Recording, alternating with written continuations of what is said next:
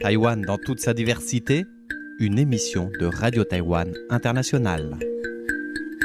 Bonjour à toutes et à tous, c'est Sasa qui vous souhaite la bienvenue dans ce nouvel épisode de la série sur la diversité des liens entre les vivants et les défunts à Taïwan. Je vais vous parler aujourd'hui d'une célébration de Pudu que l'on fait pendant le mois des fantômes, le 7e mois lunaire actuellement en cours, mais c'est une cérémonie un peu spéciale puisqu'il s'agit là de la première fois qu'un tel rituel est organisé pour les âmes errantes des pionniers de la démocratie. Pionniers de la démocratie qui, en raison de la loi martiale et de la terreur blanche qui régnait à l'époque, ont souvent été sacrifiés. Nombre d'entre eux ont été arrêtés et sont devenus des prisonniers politiques qui ont été détenus notamment au numéro 3 de Qingdao East Road à Taipei, l'ancienne administration de la justice militaire, avant d'être exécutés. Certains prisonniers politiques étaient de vrais militants pour la liberté, la démocratie ou encore prônant l'indépendance de Taïwan, mais il arrivait aussi que certaines personnes soient accusées à tort. En tout cas, la plupart sont décédés d'une mort violente et justement lors du mois des fantômes, c'est pour les âmes des morts que personne ne prie ou décédés d'une mort violente que les Taïwanais organisent des offrandes et des cérémonies.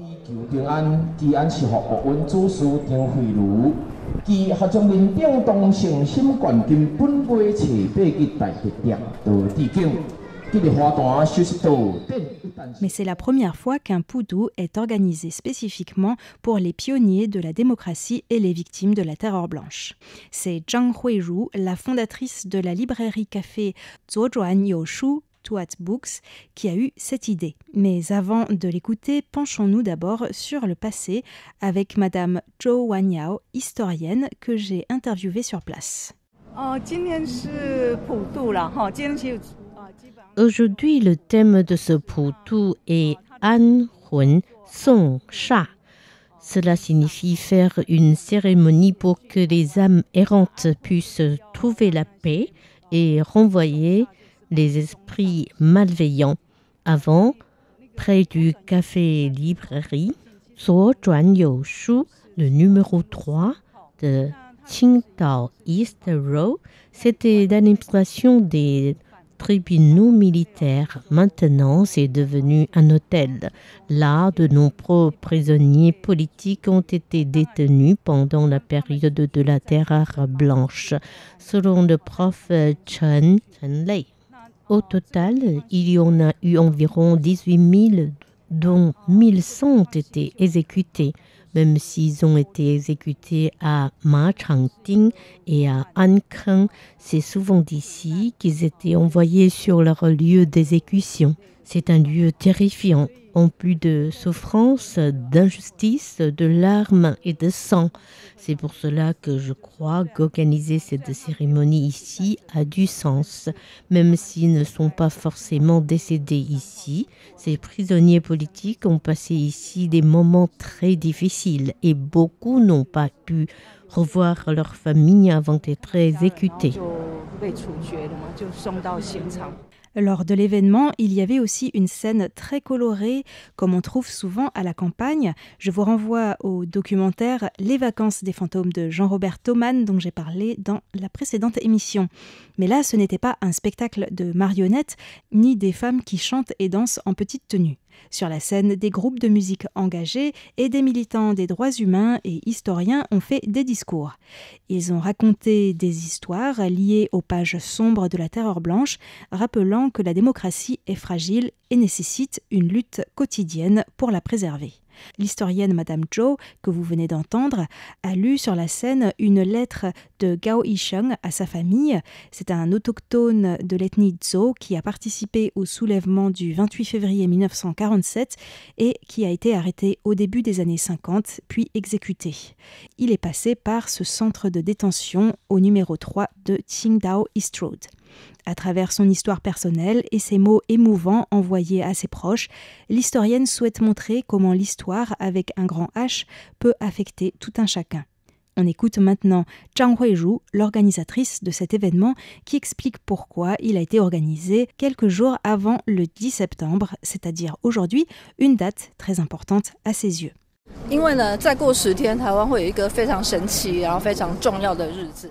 Parce que dans 10 jours, ce sera un jour vraiment spécial et important pour Taïwan. Le 10 septembre 2025. Ce jour-là, le temps que Taïwan a vécu sous un régime démocratique dépassera celui que les Taïwanais ont vécu sous la loi martiale. C'est en quelque sorte le jour du dépassement pour la démocratie. Nous avons souhaité organiser cette cérémonie de Pudu juste avant, en espérant qu'elle permettra de transmettre un message aux pionniers de la démocratie taïwanaise. Ce message, c'est que nous n'oublions pas ce qui s'est passé, et nous continuons à transmettre ces histoires. Nous avons conscience que l'histoire de la démocratie à Taïwan est encore courte, que la loi martiale n'est pas si lointaine que ça, et que la démocratie peut disparaître. Nous continuons à faire des efforts et nous ne baisserons pas les bras. Nous utilisons cette cérémonie traditionnelle pour transmettre ces messages.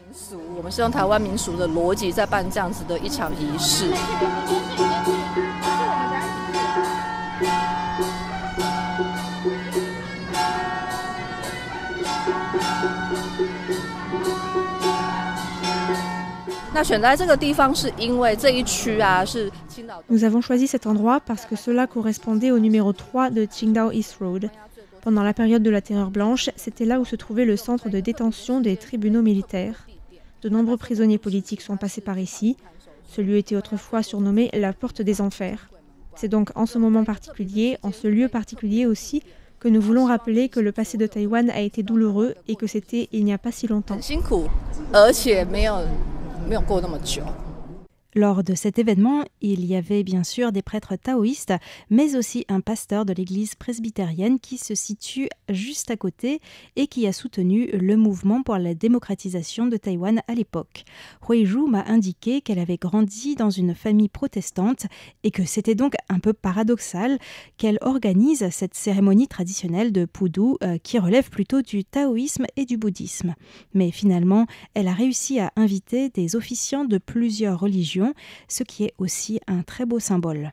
Elle rappelle par ailleurs que de nombreux pionniers de la démocratie étaient chrétiens. C'est notamment pour cela qu'elle pense que c'était important d'avoir aussi une présence chrétienne lors de ce Pudu.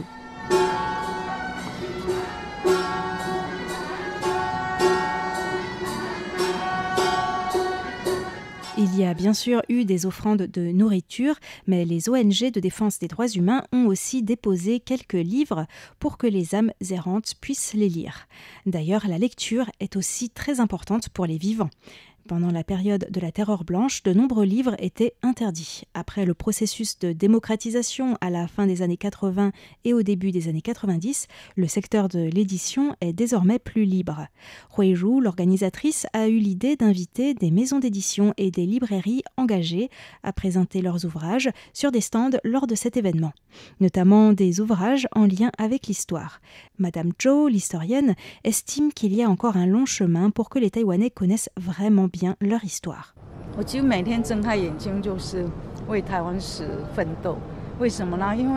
Tous les jours, je lutte pour faire reconnaître l'histoire de Taïwan car beaucoup de Taïwanais ne connaissent pas des choses qu'ils devraient savoir ou de grandes personnalités taïwanaises qu'ils devraient reconnaître, comme Chen Wencheng ou encore le peintre Chen Chengpo, qui est décédé pendant les événements du 28 février 1947.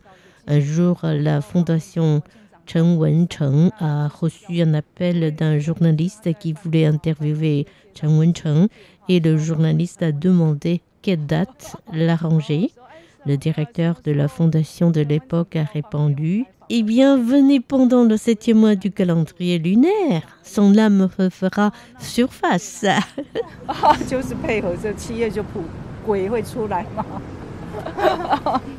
Elle en rigole, mais tout cela est bien sérieux, d'où l'importance des livres qu'elle s'est efforcée de publier pour rendre accessible au plus de Taïwanais possible leur histoire, mais elle a aussi publié des livres en anglais.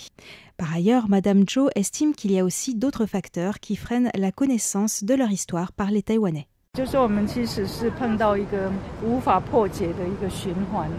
On est confronté à un cercle vicieux et il est difficile d'en sortir. Taïwan n'est pas officiellement un pays.